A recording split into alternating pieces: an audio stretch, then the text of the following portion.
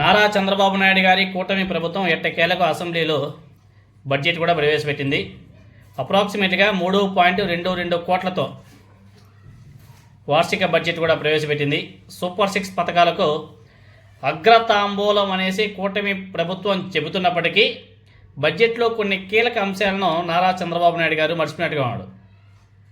ఏదైతే ఆయన ఎన్నికల ప్రచార సభల్లో కూటమి నేతలు ఊదరగొట్టి ప్రజల నుంచి అశేష ఆదరణ పొందినటువంటి కీలక పథకాల ప్రస్తావన అసలు బడ్జెట్లో ఇప్పుడు పెట్టినటువంటి బడ్జెట్లో జీరో. ఆ బడ్జెట్లో ప్రస్తావన లేదు.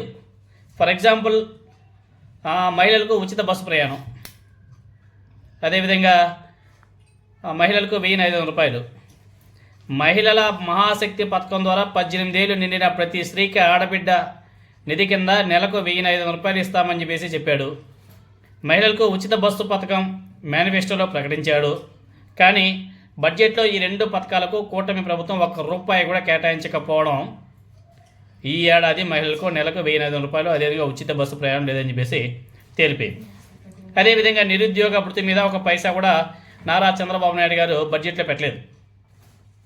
ఎన్నికల సమయంలో కూటమి పార్టీలు ప్రకటించినటువంటి నిరుద్యోగ భృతి పథకం యువతను ఆకర్షించింది. ప్రభుత్వం రాగానే 3,000 రూపాయల చొప్పున నిరుద్యోగ భృతి ఇస్తామని చెప్పడంతోనే వాళ్ళంతా కూడా కూటమి వైపు మొగ్గు చూపారు. కానీ కూటమిని నమ్మేసి ఓటేసిన నిరుద్యోగులకు మాత్రం బడ్జెట్లో ₹1 కాదు కదా, 1 పైసా కూడా పెట్టకపోవడం ఇక్కడ విస్మయానికి కూడా గురిచేస్తుంది. అదేవిధంగా 50 ఏళ్ళకే పెన్షన్, అది పోయ. ఎస్సీ ఎస్టీ బీసీ మైనార్టీ మహిళలకు 50 ఏళ్ళకే పెన్షన్ ఇస్తామని చెప్పారు. కానీ బడ్జెట్లో ఎస్సీ ఎస్టీ బీసీ మైనార్టీలకు ఇచ్చినటువంటి హామీని నారా చంద్రబాబు నాయుడు గారు కంప్లీట్గా మర్చిపోయారు. బడ్జెట్లో 1 పైసా కూడా విదల్చలే. భారీ కోతలు విధించాడు అన్ని పథకాలకు కూడా. తల్లికి వందనం పథకంలో భాగంగా ఒక్కో విద్యార్థికి 15 రూపాయల చొప్పున ఎంతమంది ఉంటే అంతమందికి నీకు 15,000 నీకు 15,000 అని చెప్పారు. అంటే ఆ విధంగా చెప్పినా కానీ కొన్ని వేల కోట్ల రిక్వైర్మెంట్ ఉంటుంది. అంటే అప్రాక్సిమేట్గా 12,450 కోట్లు బడ్జెట్లో కేటాయించాల్సి కూడా ఉంది కూటమి ప్రభుత్వం. కానీ ఈ ఏడాది 9,407 కోట్లు మాత్రమే కేటాయించడం కూడా జరిగింది. అదేవిధంగా అన్నదాత సుఖీభవ, దాన్ని కూడా భారీగా కోత విధించారు. రైతుకు 20,000 చొప్పున ఇస్తామని ఎన్నికల్లో హామీ ఇచ్చారు.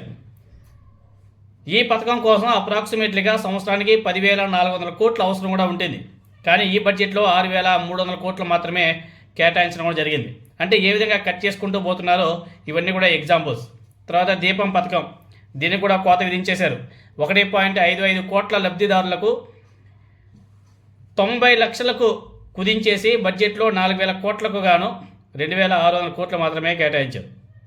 ఇంకా డోక్రా మహిళలకు మేము అధికారంలోకి రాగానే డోక్రా మహిళలకు 10 లక్షల వరకు కూడా 0 వడ్డీ రుణాలు ఇస్తామని చెప్పారు.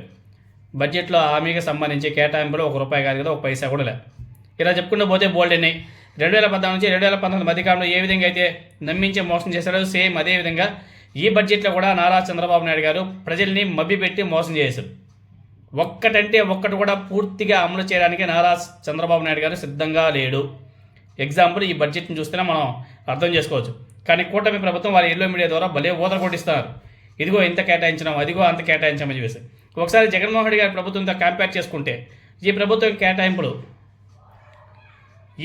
కేటాయింపులు అట్లీస్ట్ ఒక 30% కూడా లేదు. 30 కాదు 20% కూడా లేదు. అలాంటి కూటమి ప్రభుత్వం అధికారం రానప్పుడేమో ప్రగల్భాలు పలికారు. అధికారం చేపట్టిన తర్వాత ఒక్క హామీ కూడా అమలు చేయకపోవడం